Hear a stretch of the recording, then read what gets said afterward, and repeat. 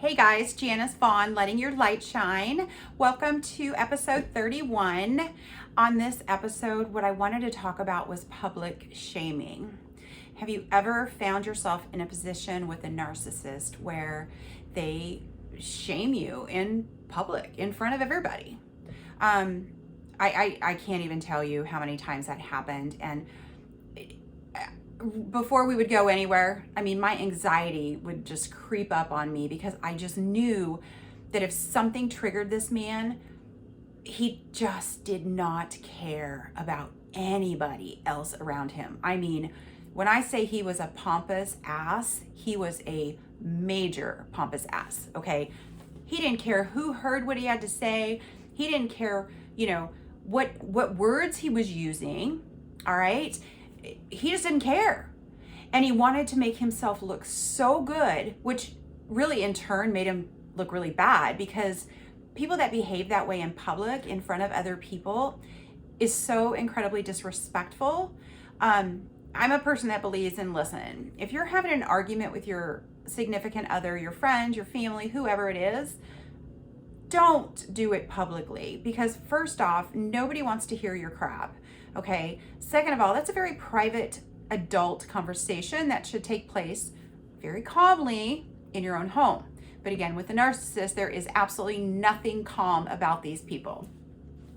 So no matter what we would do, I was always on edge. Okay. If we're sitting in a restaurant, okay, he would say something, and he would always say something degrading to me just so other people can hear it. But then he would kind of chuckle and go, I'm just joking. You guys, it's not a joke. It's not a joke, okay? There's certain things that you can joke about, but when it's disrespecting somebody and degrading them in front of other people to make themselves look like they're some Billy badass, that is so awful, and it's humiliating, and it's really embarrassing.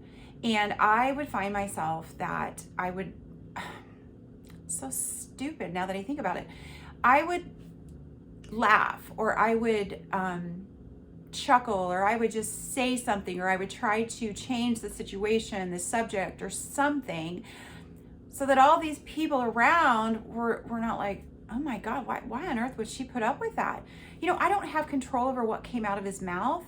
I never reacted to him. I would never yell back at him. I would never degrade him back. I just try to diminish it. And if that's happening to you, be really, really careful, because that is not okay on any level whatsoever. There were times where I got to the point where I just didn't want to do anything with him. I just didn't, because I wouldn't find joy in it. Going to a restaurant and just having a simple dinner or drinks, I was ridiculed. Okay. Ridiculed by what I ordered. My goodness, if I drank wine, it was the end of the world for him. Okay. I love drinking wine. I enjoy it. But he would always say, and this is the only person in my life that has ever said to me that I get crazy when I drink wine. I don't get crazy, you guys. I get fun. You know what? I'm relaxed. I laugh. In fact, people are like, Janice, you're a hoot. We love hanging out with you and going to have a couple drinks and happy hour and stuff like that. But with him, he couldn't handle it. He just couldn't handle it. And I now know why, because he did not like the fact that I was having a good time. Very, very, very rarely did we go out with other couples. I know why, because nobody wanted to be around him. He claims that people wanted to be around him and hang out with him, and well, your daughter and son-in-law went here with us. Well, they did it because they wanted to be around me. They sure didn't want to be around him. Did people tolerate him? They did, and I know that they did that for me. Sometimes you just put up with crap for the person that you love, but in no way is public shaming acceptable. So if that's happening to you, start limiting how much time you're with this person in public, because it's embarrassing for you, and it's embarrassing for everybody else, and they don't want to hear it. And I remember we were at a restaurant in line, and there was another couple who were waiting to be seated, and I just was very observant, and I was listening to them because he was ridiculing her. And I thought, oh my gosh, I felt so sorry for this woman who was being publicly shamed, and it broke my heart. And then it hit me. I went, oh my God, this is what everybody else is seeing. You know, he didn't care how loud he was. He's very, very loud and boisterous anyway, but they do it because they think they look cool. They're in control, and they just simply don't care. I mean, there's a time and a place where you just don't act badly, and when there's other people around. So public shaming is very, very common.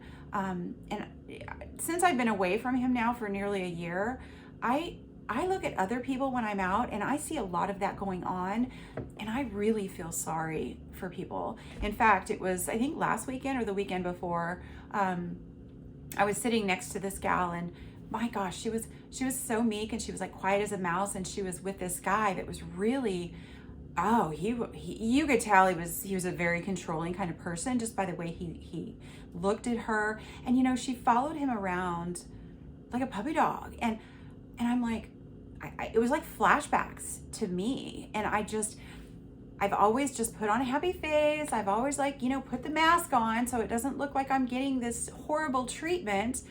But what do you do when you're out and it happens again and again and again? And, you know, this day, okay, I'll have to tell you this one too. And I think this was, I think it was Father's Day, or it had to have been Father's Day.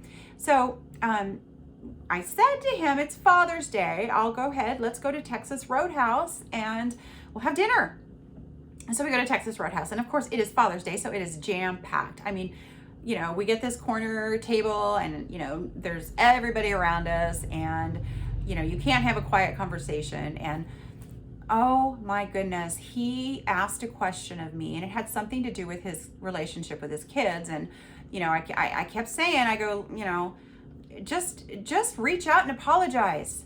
If you don't believe that you did anything wrong to them, which I call BS on, I mean, come on, we're not perfect. Everybody screws up.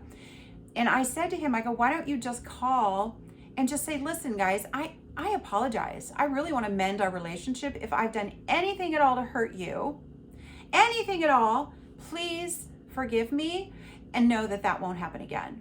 Okay? That's extending an olive branch, trying to reconnect with your children. I would do anything for my children, absolutely anything, especially to mend any broken relationship that I would have had, which I don't, thank goodness. He didn't like my answer, and he starts yelling in the middle of Texas Roadhouse, and I could see the eyes. I could totally see the eyes. And he was just saying, well, you don't understand, and, you know, this is not you, and how dare you side with my ex-wife, and blah, blah, blah. And I'm sitting here going, how's your steak? Like, I am trying to come up with any kind of other type of conversation. I was extremely calm. It was an awful meal. I mean, well, the meal was amazing. It was great, but the company was terrible. And I thought to myself, I shouldn't have been the one embarrassed. I should have just sat back and let him look like a fool.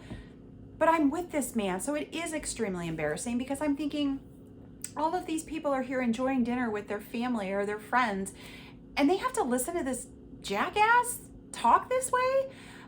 But I owned that, and I know now that I really didn't have to own that.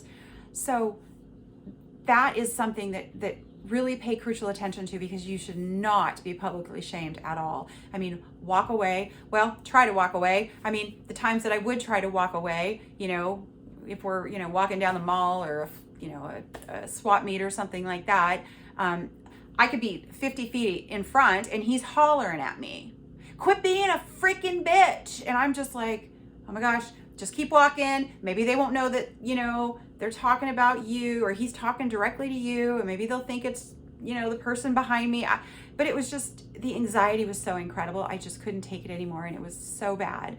So I really started to limit the time that I had with him. And the last year before, so like 21, when I was really planning my escape, I really limited a lot of what I was doing with this man, mainly because I couldn't do it anymore. It was just awful. So public shaming is very real, and it's very serious. So just go out with your girlfriend, go out with your buddy, go out with somebody other than the narcissist, because you know what? They're going to ruin everything for you. They're going to ruin every event that you guys go to. And another story I'm going to have to tell you guys, because this I believe was my turning point in doing the escape, and that'll be in my next video. But this involved my faith, and that was the last straw. Like that was the last straw. So I will get on to that one. Thank you all so much. I really appreciate all of you. Your comments, likes, subscribes are amazing. Your comments, thank you. I'm so grateful that I can touch so many hearts and share my story, and at least know that it's not you. You're not crazy, okay? Start digging deep and realizing that you haven't lost your self-worth. They're trying to take your soul. Don't let them, okay? And you're gonna get out too. All right, guys, love and light to all of you, and I will be back with another story after a bit. All right, thank you.